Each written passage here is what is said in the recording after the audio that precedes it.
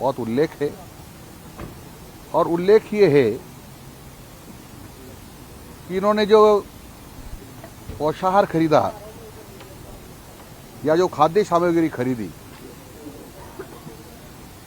उसमें इन्होंने निविदाएं आमंत्रित की थी। उसमें नेफेड भी था, जो भारत सरकार का संस्थान है। तो इन्होंने उससे नहीं खरीद करके कॉनफेड से खरीदा। कॉनफेड ने फिर एक संस्था को फिर सबलेट किया, फिर उसने एक सबलेट किया जिसमें बू आती है कि कांग्रेस के बड़े नेता थे। और उन्होंने ये भी लिखा है कि जो नेफेड 50 रुपये किलो दाल देने को तैयार था, उसको इन्होंने 75 रुपये किलो में खरीदी, और उसी रेशो में धनिया और अन्य सामग्री जो आती उसी रेशो में ज़्यादा भाव में खरीदी। दूसरा यह है कि उन्होंने ये भी कहा कि जो मिड डे मील के समय कोरोना के समय जो दे नहीं पाए थे, तो उन्होंने इकट्ठा इनको भिजवाया। तो ये भी पता नहीं चल रहा है अभी वो किस रूट से गए, कौन से टोल टैक्स एरिया से गए, ये भी पता नहीं चल पा रहा है। और 100% बच्चों को इन्होंने वो सामग्री उपलब्ध करा दी, ऐसा कहते हैं। बल्कि जो रिकॉर्ड में है उसमें तो ये कि 59 लाख समथिंग बच्चे थे, उसमें से इन्होंने उपलब्ध कराया 66 लाख समथिंग बच्चों को। पुनः दोहरा रहा हूं, नामांकित बच्चे यानी रिकॉर्ड पर थे 59 लाख समथिंग बच्चे थे, इन्होंने उसमें से 66 लाख बच्चों को उपलब्ध करवाया, यानी 7 लाख बच्चों को ज़्यादा सामग्री उपलब्ध करवाई। और इसलिए संदेह के घेरे में है। जांच से स्पष्ट हो गया है कि ये बड़ा घोटाला है, परंतु उसी समय इन्होंने किसी ने शिकायत की होगी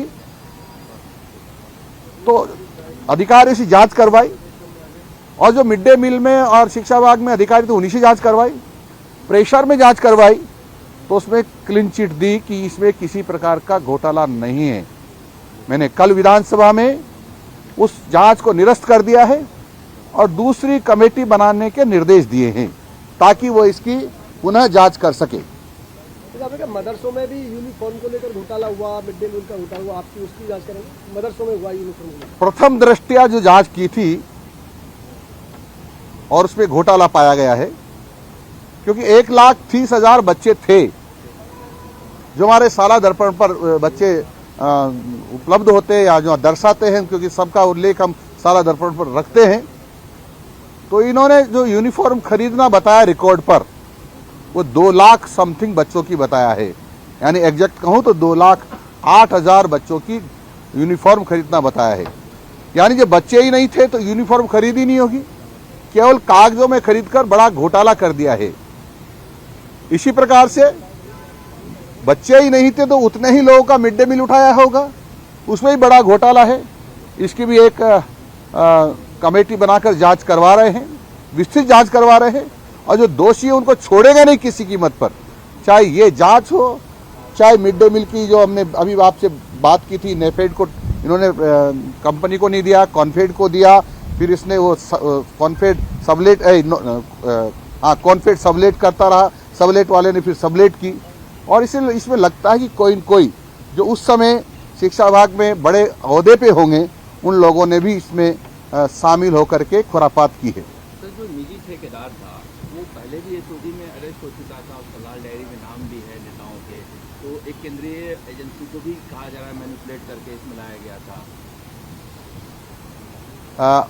उसकी तो मेरे को जानकारी नहीं है, पर मैं यदि संभव होगा, नियम संगत होगा, विधि सम्मत होगा, तो मैं एसओजी के अधिकारियों से भी बातचीत करूंगा कि वास्तविकता क्या थी।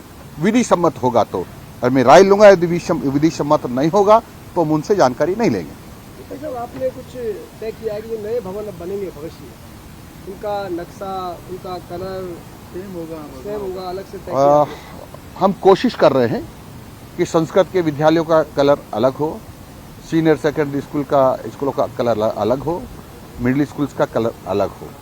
कोई कलर आपको कुर्ते से मिलेगा?